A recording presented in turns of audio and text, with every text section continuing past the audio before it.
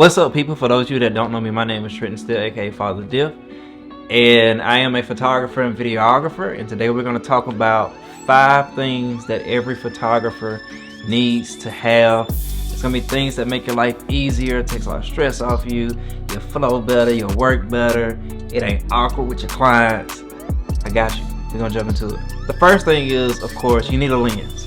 Well, I guess the first thing would be a camera, but after you got your camera, you need a lens.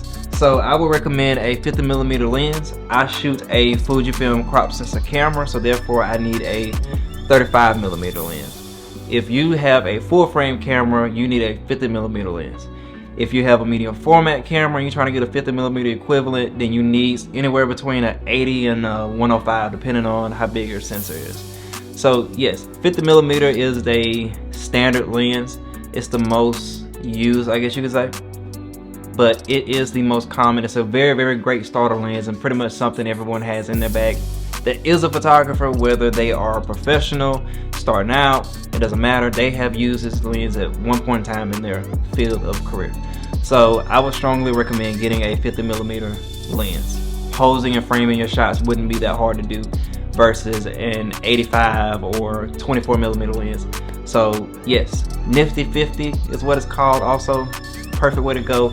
Can't go wrong with it. Get you one. Alright, number 2 is something that I tried to avoid starting out, simply because I was like, man, I don't need that. I'll figure it out myself. You know, I wanted to figure out what it was like to shoot manual. I got tired of shooting in auto, you know what I'm saying, because the camera would make decisions that I didn't think were sufficient and it had my picture looking like crap. So I started shooting a manual.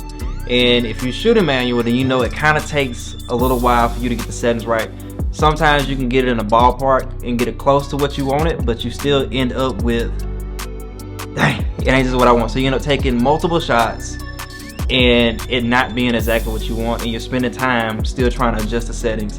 So once I started shooting film, I don't have time to take multiple shots, or I don't want to waste multiple shots on a roll because I shoot the Pentax 6.7 and you only get 10 frames on that type of film. So I can't waste 3 shots trying to get it in focus, you know, trying to get it, well, not in focus, but trying to get the exposure right, because you don't know. So you're gonna need a light meter unless you just know it right off the top of your head, which, let's just be honest, a lot of people don't even do that. A lot of professionals use this as well, and that is a Sekonic light meter. It doesn't have to be this brand. I specifically use Sekonic. I love this thing. It's about 250 bucks. A little steep, but I guarantee you it saves you a lot of time, saves you a headache, especially when shooting film, since you can't see the results. You use this and you're good to go. I've been talking about doing a vlog on this, and it's coming soon. It's coming, I promise. But I highly recommend a light meter if you can afford it, or even the light meter in your camera if you have it. A lot of cameras now have a built-in light meter. Some are better than others, but being able to have one in hand is way better than one that's going to be in your camera, because you can choose what exactly you want to highlight for, whether that's what do you want to expose for, not highlight for. Whether you want to expose for the highlights, the shadows, the midpoints, you have the option to do that dead on with an in-hand light meter versus one that's in your camera. They also make one for the iPhone and Android, so there's an app for that. Check it out. The next thing that I found very, very helpful for my photography career is external hard drives. These little guys right here. So yes, they're not the big ones, you know, and there's a reason for that. I get into it. I also have this one, which is a lacy rugged drive. We'll talk about it. I prefer an SSD drive. That's a solid state drive, which means there's no moving parts. The reason why I really like these is because with it being a solid state drive, that means that it's going to be faster than a regular hard drive that has moving pieces. SSD drives have no moving pieces in it. It's strictly an electronic board or circuit board, whatever you want to call it. We ain't gonna get that technical. But the read-write speed on these are genuinely faster than a external hard drive, the HHD.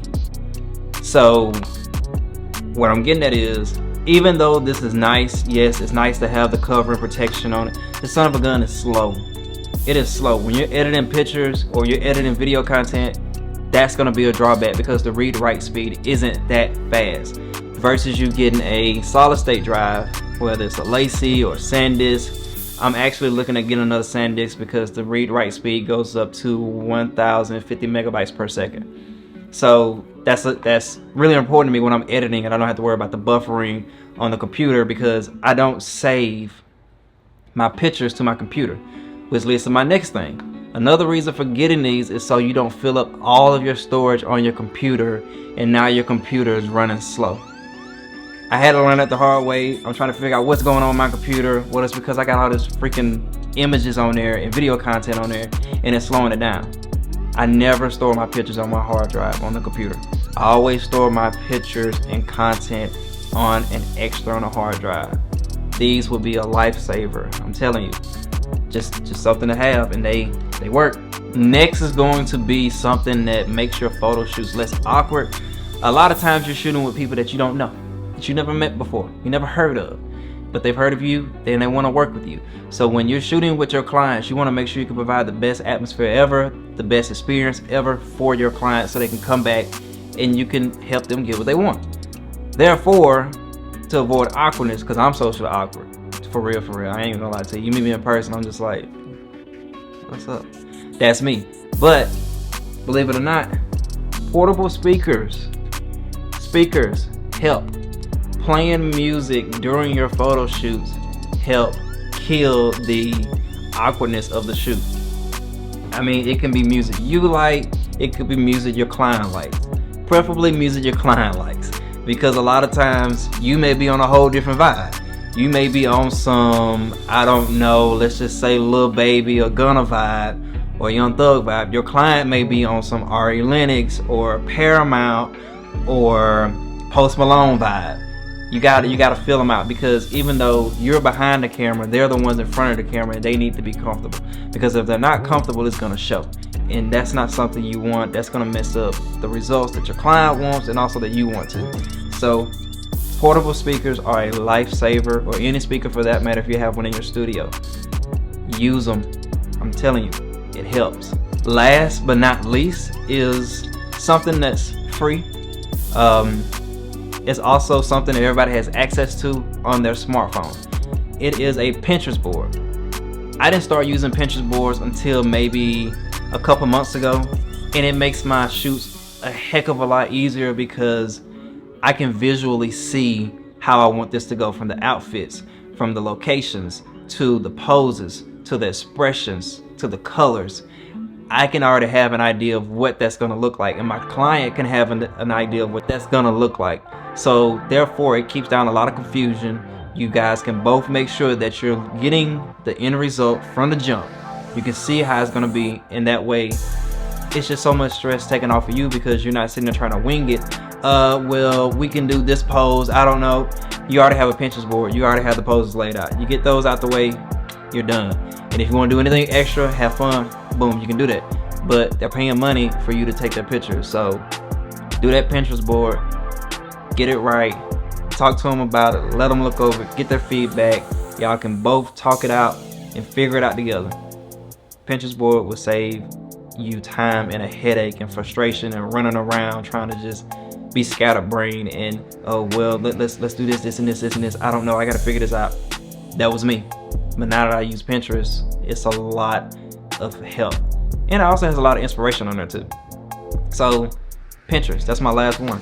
Do I have a bonus? Yes, I do. So a bonus would be, especially if you're doing film photography and you don't want any camera shake, or even if you're doing digital photography and you have your shutter speed really low to the point where you don't want to crank up your ISO without messing up it, I would recommend this. It is a shutter release cable, and what that does is you push that down and boom, so that pushes in your shutter. I haven't used this yet. I mean, I've used it playing around with it, but like for an actual shoot I haven't used it yet. But I am going to use it for my pictures that I'm taking for my photos, because I've been using my Pentax 6.7 and I have to dial down the shutter speed to get the look that I want. So basically all you do is you take this and you screw it into the top of it, and it takes the picture just by pressing the cable. Boom. That's all it takes. If you need a very low shutter speed and don't want handshake, I highly recommend this cable. I don't remember how much I paid for it, but I'll put it in the link below. Nothing really fancy, just if you're into that type of photography, this is what you need. Oh, I got a new toy today too. This is the, wait a minute. You see that? That is the X-T5 Fujifilm and a 90mm lens. We're gonna talk about that later though. Anyway, I hope these tips were helpful. I hope these 5 items plus the bonus really make things easier for you. And if you don't have them, give them a shot. If you're using other things that you think are better, let's talk about it below. Hit me up on Instagram at Fatherrdiff. Be sure to like this video. Be sure to subscribe. I really appreciate you guys. Let's get it. Let's go shoot some stuff. And I will see you guys later.